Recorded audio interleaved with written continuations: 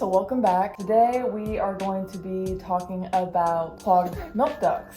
Now everyone has their thing that they like to do to get those clogged milk ducts out.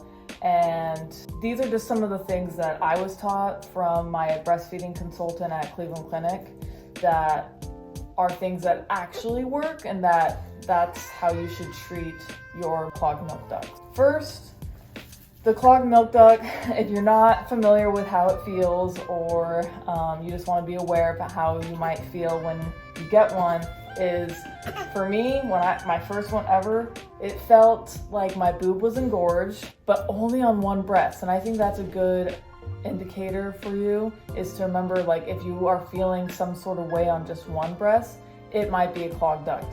Pain was one thing, and the lump that you feel there. Some people also get redness in that area or heat in that area. I didn't really notice those things, but those are things that you can watch out for. And you want to make sure that you take care of that, because then it can turn into mastitis, which that's what happened to me. And I had to get antibiotics to fix that. Mastitis, those things that you kind of will feel are body aches.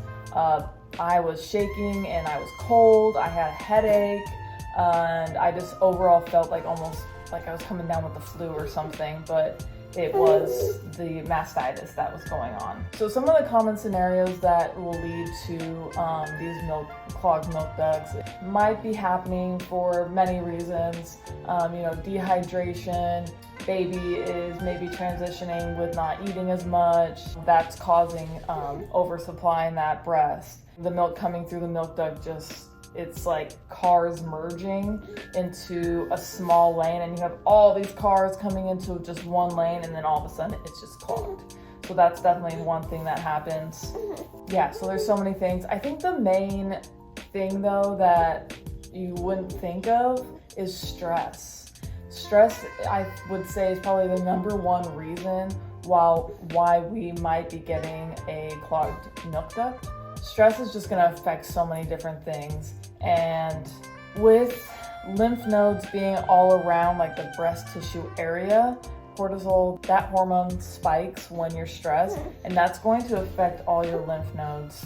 And that's actually what is making the clogs in your breast get clogged. It's not the actual like milk duct itself, it's actually the tissue and the lymph surrounding your milk duct.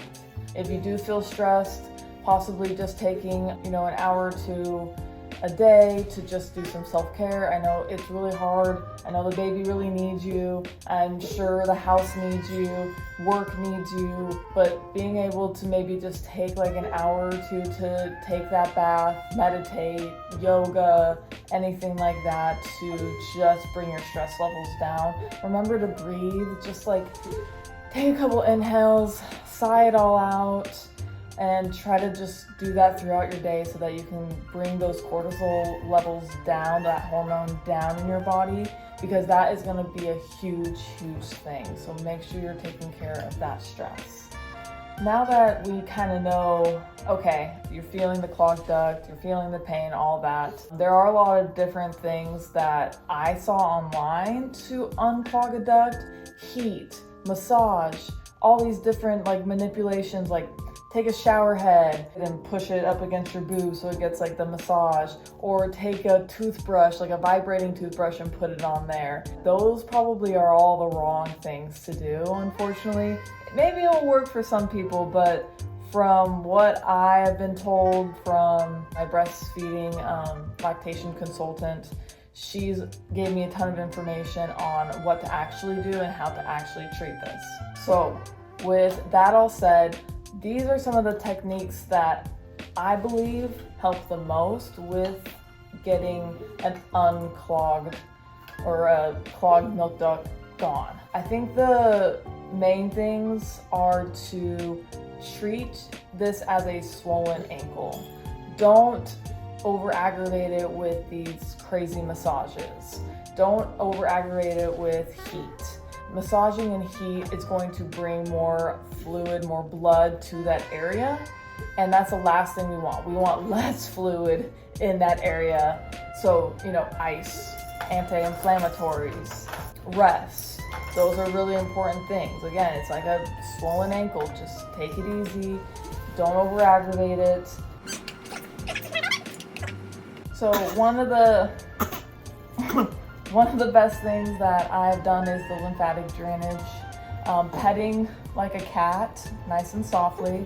We're just going to stroke from the bottom of our breasts and around, and then on the other side and around. And we have collections of lymph nodes just like by our clavicle and in our armpit, so we're going to do circular motions there.